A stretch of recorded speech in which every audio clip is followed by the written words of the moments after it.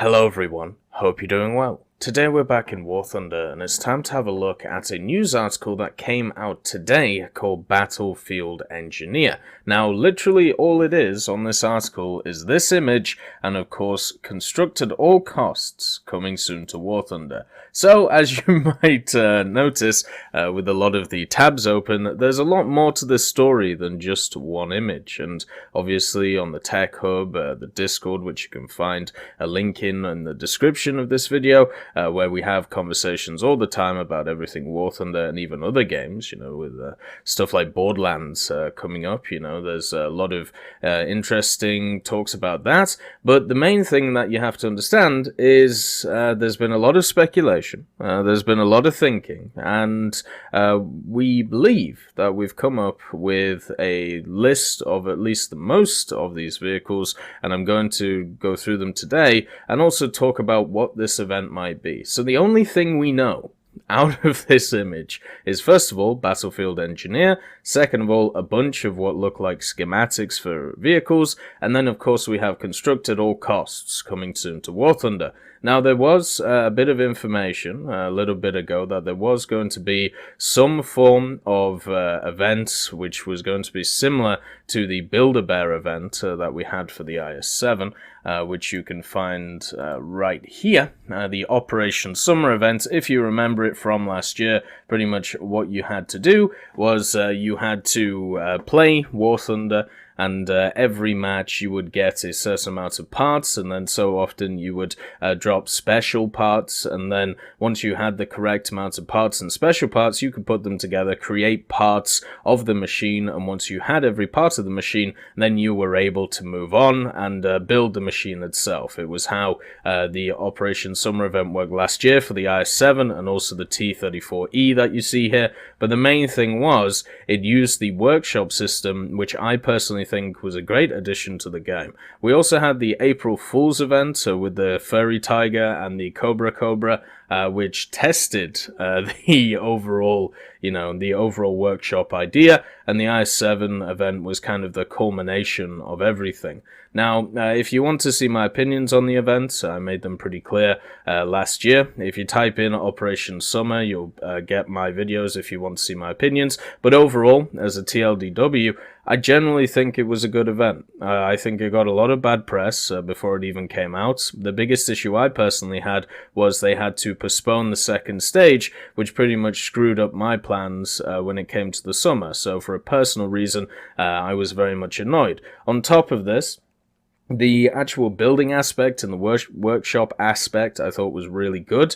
It was a great community event. A lot of the events that we have in War Thunder are very much designed around the individual and not designed around the community idea, or they're designed around maybe a squad at most of 4 people. Whereas this event, it was much more, right, we're all working together, we're all in the trench together, let's work out the different parts of the tank and how they correlate. I think overall it was just a much fun event. And if they're going to take this style of event once again and apply it to different vehicles, that sounds very fun to me. But the one key thing that people had an issue with the IS-7 was the time period that it had, and if they annihilate that and get rid of it and maybe change it and make it so the grind for each vehicle is a little bit longer, I think people would be a lot more receptive to the vehicle because you are not specifically grinding in that period of time for said vehicle. Instead, what you're doing is you are grinding just overall, kind of like the Squadron vehicles that are coming out soon. The same idea behind them, which is, over time you're going to be able to grind these things instead of a specific time period. At least that's what it said in the FAQ. This might change, who knows. On top of this, it's kind of odd that we are getting the announcement now. There was some server maintenance done today, but I'm not sure if it's anything to do with this. To be honest, it doesn't seem like there's any new stuff in the files or anything like that, at least when it comes to the vehicle shown here. So, I wouldn't read too much into it. But the main thing is, on the 3rd of April, This is the interesting bit. So normally, around this time of year, in about a month's time, we get the Chronicles of World War II in War Thunder. And it's not even, this time of year. A lot of people look at this article and they go, oh, it's the 8th of May 2018. Well, if you actually have a look, the actual start of it was the 14th of April until 11 GMT on the 10th of May.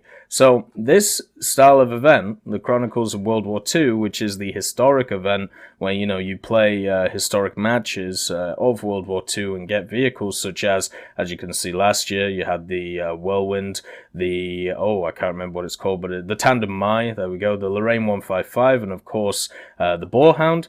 All of these, when it comes to it, were vehicles that you grinded over a month's period in these special events. It's probably one of the most disliked events of the year. I personally don't mind it, and I kind of find it fun because of the fact that we don't have anything else in War Thunder like it. You don't get historical battles anymore in War Thunder when it comes to events, so having an event dedicated to it, I thought was kind of nice. So with the announcement of this, the question is the IS-7 system, or the Build-A-Bear workshop system, going to replace the World War II Chronicles, which is seen in a very negative light? And so therefore you are taking a pre-existing idea, getting rid of it in favor of something which is like this. Because remember, we also had the good old summer event, which also meant that we had 2 events in the summer. So if you can move one of them to a different period of time, it would be much better. On top of this, we also had the Sea Voyage event, which literally just finished, which was just an event we haven't had before. In War Thunder's history, it was kind of just plonked in there. So there's a lot of stuff going on, as you can tell. Anyway, let's have a look at the teaser. So this is it in its largest form, the 2560 by 1440. We sat on the Tech Hub Discord and worked out some of these machines. We're struggling with the ships, but basically here you have 6 vehicles. You have 3 labeled blue, you have 3 labeled purple. My idea is that these are rarity or ranks, so these will be probably rank 2 to 3s, and these definitely rank 4 to 5s, even 6s if we have a look at this bottom tank, or at least what we believe it to be. So if you want, also another thing to add, World of Tanks is also doing an event which is based around blueprints right now, which kind of caught my eye, because I thought that the event itself sounded really interesting. Basically, depending on how well you do, it's a reward for merit, so if you do well in a game, you have more of a percentage chance of collecting blueprints, and then once you collect a bunch of blueprints, you can pretty much change them into vehicles as shown here, and then make sure to research them and use them. So overall, it's kind of an interesting system, which doesn't seem to go away over time. So it's just a long form system of if you do well in the game, you have a high percentage chance of getting these blueprints, and therefore you can get yourself some special vehicles. One of the issues that the IS-7 event had was that it wasn't skill-based at all. There was no skill-based in it. It was just time-based. So every 10 minutes or so, or 12 minutes or so, parts dropped in battles. So you didn't really have to try. You just kind of had to turn up. So if there was some form of skill base in it, I think that would be a lot better. And adding in a percentage chance of more parts or special parts, depending on how well you do in a battle, I think is how you do it. So that is the part of this I really like. And also on top of it, the fact that it is just one of these long-form events. I think it's much more interesting having a long-form event which is Build-A-Bear instead of an event which is a few weeks long, because it means that, everyone has access to the vehicles. So very much similar to the Squadron vehicles. I don't mind if the grind is a little bit longer, if I don't have to force myself to play in a 2-week period to get everything. It also means that people who want the vehicles as quick as possible can still get them, but it means that they're also available for everyone else if they want them. And then if you coupon them, so they're available on the Gaijin market, then my god, everything is available. So let's get into these vehicles. Let's see what we believe that they are. Here is the people who worked it out. So we've got Arcane, Bob, Captain Strongheart, Nata, Perdicaphus, Wrath, Sith, Spitfire, Supercacti. The Moon is a hologram who's Malice, and also the Long Beast. So yeah, we just basically sat there in a chat and looked at all these vehicles, worked them out, and all that stuff. So we're going to start from the top, because as you can see, these are all schematics or blueprints of vehicles. So the top one, which is the easiest one to work out, because you can see the most of it, is the I-180. The I-180 is this machine that you see here. It was a 1938 Soviet prototype. They made around about 10 of them of different engines and different designs when it came to the machine guns, the cannons, but overall it was supposed to be a modernization program for the I-16. So they made it slightly bigger when it comes to the wings and the length of it. They put a bigger engine on. This one had an M88 engine, which is the same engine on the IL-4 and the SU-2, some of the SU-2 variants, and this also had four Shikas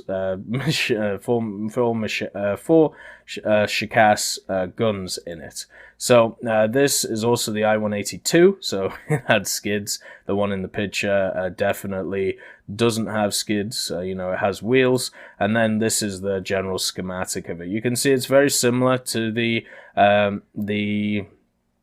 oh my god, the I-16, there we go, but it is slightly larger with a slightly bigger engine. Now, they had a few issues with this aircraft, I think it's definitely safe to say. So, unfortunately, it never really got off the production line, and also you had the lags and the yaks coming to the forefront at the time as well. If we have a look at this page here of Air Pages RU, it goes through the different variants of it, so these could all be, the machines that we get. So, it could either be 4 Shikases as armament or 3 Shivaks. So it really depends on how we see it. And then as you can see, these are I-185s. One of the things that I think the I-180 got passed to developers or something, I definitely remember talking about it in a video before. But this is just a baby I-185, it's got a slightly smaller engine, it's got slightly worse guns, so overall, that's how I personally see it. So, yeah, you have a bunch of options. Unfortunately, the I-180s only have Shikases on them, so, not a ton of firepower, but definitely good enough. Easily good enough. If you've ever used the Shikases, you know that they are good enough. And then, of course, the M88 engine. I think overall, it will be lovely to see this aircraft in game, and I'm very happy to see that it's coming. The next one that we're going to have a look at is the bottom one here. Now this one, as you may have just seen a sneak peek of, is a little bit worrying, I think would be the way to put it. So we're going to go top to bottom, and this bottom purple one is the Merkava. Now you can see this is a side by side of a Merkava schematic or blueprint, whatever. I suppose it's a schematic, and you can see it is exactly the same as this here. It's just been straight lifted from this image that you see, which is of course the Merkava Mark 1. So, if you don't know what the Merkava Mark 1 is, it is an Israeli MBT from the 1970s or 1980s, and it has a very interesting history and also a very interesting design. So, obviously, modern days, we have the later variants of the Merkava, but the one that is shown in this picture is the Merkava Mark 1. Or at least it corresponds to this image, which is the Merkava Mark 1. Now, the Merkava Mark 1 has an L7 on it, so a 105. It's able to fire APFS, DS, heat, and HE frag, so, it's got a lot of options behind it, and it's powered by a AVDS 1796A diesel, 908 horsepower, so not the biggest engine, but at the time would have been fine. What is surprising to me, which before looking into it too heavily, I was very confused by, is that the Merkava is actually 60 tons. This is a heavy vehicle, and it doesn't look like it, But then you look into some of the key components. So first of all, the engine is mounted in the front. very much next to where the driver is. Here's a better picture of the Merkava, actually, so you can see what I'm talking about. The driver's actually pushed quite far back on the Merkava, and then you have this huge engine here, a ton of RHA on it, and also it has a crew compartment in the back. Now, when looking at this crew compartment, it said that it could hold 10 people, but after seeing pictures of it, I just don't believe that. I find it very hard to believe it. So what I'm thinking of, it means 10 people with the crew. So this has a crew of 4. You got the driver in the hull right here. Then you've got 3 in the turret, along with, of course, the L7 and 3 7.62 machine guns. And with the crew compartment in the back, it can carry 6 or 10. As I said, I'm not sure, but I believe it is 6 full combat troops. So this is not just an MBT. This is also an armored personnel carrier in a way. It can carry around a squad of armed troops ready to go. So it's got a lot to it, you know, it's got a lot to it, and it's just kind of surprising to see it in this list because, as I said, it's Israeli, and a lot of people have thought, well, is it going to be in the British tree? Is it going to be in the American tree? You know, we have the shot Cal Dalais in the British tree, and then we have the Magak in the US tree, but it does have the British gun, the L7. It does have some features from the Americans and also from the British. At this point, it would just kind of be nice to have some form of Israeli tree instead of the premiums just being thrown at countries. And if this is, you know, put in the American tree, like this tank is a rank 6 capable tank. I'm very confused why it's here, unless this is going to be one of the hardest vehicles to grind for ever in the history of War Thunder. It's just a very odd pick. So the next one is a box, and you can actually find it here. Now, the reason why I've missed out this one that you see, and I'll also miss out this one, is because these are both ships, and we haven't been able to figure out what these ships are. You know, I think this is a slightly smaller ship, maybe some form of gunboat. This one here looks like a light cruiser, because you can see that it has the torpedo belt on it, or the, you know, the armored belt that we see from machines. So we're going to miss these two out, and instead we're going to go on to this box tank. Now, what is this box tank? Well, this is this, and you can see it's a very, very interesting machine. This is an AA machine from the Germans. It's called the 88mm or 8.8cm Flak 37 Auf Sonderfahrgestell, or the Flakpanzer IV Flak, or if you want its full name, the Grill 10 Verschutz Flakwagen for 8.8cm Flak 3713. It's pretty much a German prototype design that was made in 1941 to be able to counter what was coming in the air and also counter what was coming on the ground. So the first version of it had an L56-88 on it, which you can see in this picture here, and then the other version had the longer barreled 88s with the L71, which is what you will find in this picture here. So what is interesting about this machine is, first of all, it is on a completely new chassis. So they built a chassis specifically for this machine. A lot of people have thought that it's a Panzer IV chassis. It's definitely based on the Panzer IV chassis, but it isn't a Panzer IV chassis. We can tell this by the road wheels on the side and also the general shape, and the fact that it has this really interesting set of what is either part of the engine block or is part of the exhaust system or maybe radiators. This is just completely different to any other Panzer IV that we have. So overall, with this machine, I think it's really interesting. You know, it's another one of those machines that you can fold down the sides of it and use it as an AA machine. You could probably also use it as a tank destroyer, you know, very similar to the 88 armored truck that we have in game right now. And overall, my personal opinion is I would love to see this thing. And it could bring a new mechanic to the game with the idea that if you're traveling around, you know, you have the sides up, but once you stopped, you know, you can put the sides down so you can shoot people at 360. I think that's a mechanic that we haven't seen, which would be pretty cool. And as you can see, in 1944, the Flak 41 was mounted, which we'll get into, and there was also plans for a 105mm Waffenträger, because why the hell not? There was 3 prototypes built by Krupp, and also the vehicle had a crew of 8, which is incredibly high, and weighed 26 tons. The vehicle was powered by the Maybach HL90 engine, measured 7 meters long, but as I said, it is the chassis, or the hull, is seen to be very similar to the Panzer IV chassis, but not the same. So the only question is, from this picture, is it this, the shorter version of the 88? Is it this, the longer version of the 88? Or is it this monstrosity, which is the kind of same idea, but as you can see, it is just mounted straight on a Panzer IV chassis, with the quad 20mm on the top, very similar to the Wirbelwind.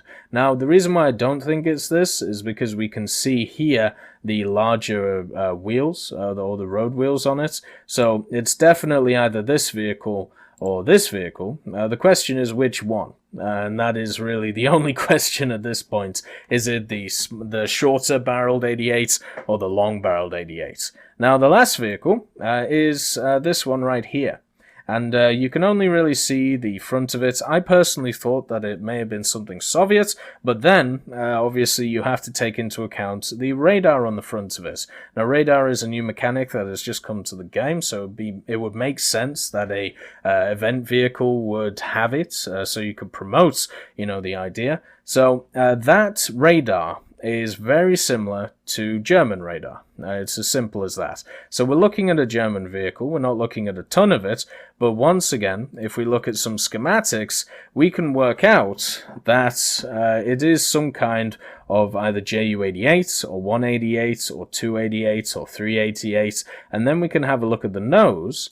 And the nose is incredibly important in this, because one thing is, when you have a machine such as this, which is the Ju-388, it has an incredibly distinctive nose compared to the Ju-88 from the Germans, and also the 288 which we have in game. So just from this picture alone, we can tell that this is a Ju-388 because of how the nose is set out and how the cockpit is. So we know it's this one. Now, the 388 is a weird vehicle.